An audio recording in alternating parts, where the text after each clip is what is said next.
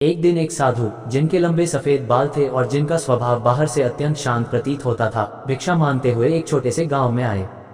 गांव के लोग उन्हें आदर की दृष्टि से देखते थे, क्योंकि वे पहले भी कई बार इस गांव से होकर गुजरे थे। साधु गांव की मुख्य गली में एक घर के सामने रुके। ये घर एक विधवा महिला का था, जिसका नाम राधिका था।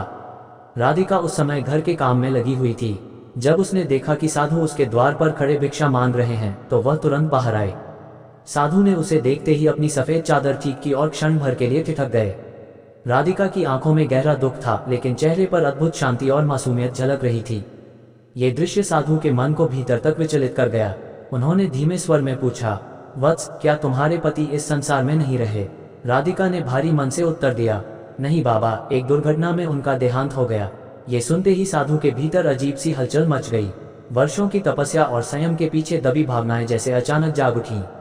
उन्होंने मन ही मन कोई योजना बुननी शुरू कर दी। कुछ देर की बातचीत के बाद साधु ने चालाकी से कहा, तुम अकेली रहती हो बेटी, ये जीवन बहुत कठिन होता है। क्या कभी पुनर्विवाह का विचार नहीं आया? राधिका चुप रही। साधु की बातें उसे असमंजस में डाल रही थी, उनमें करुणा भी थी और रहस्य भी। फिर साधु ने रहस्यमय स्वर में कहा, यदि मैं तुम्हारे पति को पुनः जीवित कर दूं तो?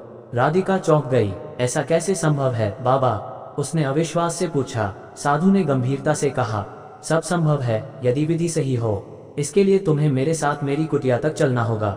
वहीं विशेष जाप से यह संभव हो सकता है। राधिका का मन द्वंद्व में पड़ गया। हृदय आशा से भर उठा, लेकिन भय भी था। कुछ क्षण सोचने के बाद उसने धीरे से कहा, ठीक है बाबा, लेकिन आपकी कुटिया कहाँ है?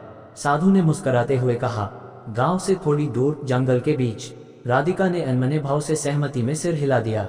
जंगल की ओर बढ़ते हुए दोनों आगे पीछे चल रहे थे। राधिका की आंखों में आशा और चिंता साथ साथ झलक रही थी, जबकि साधु के मन में आने वाले समय की एक अनकही योजना आकार ले रही थी।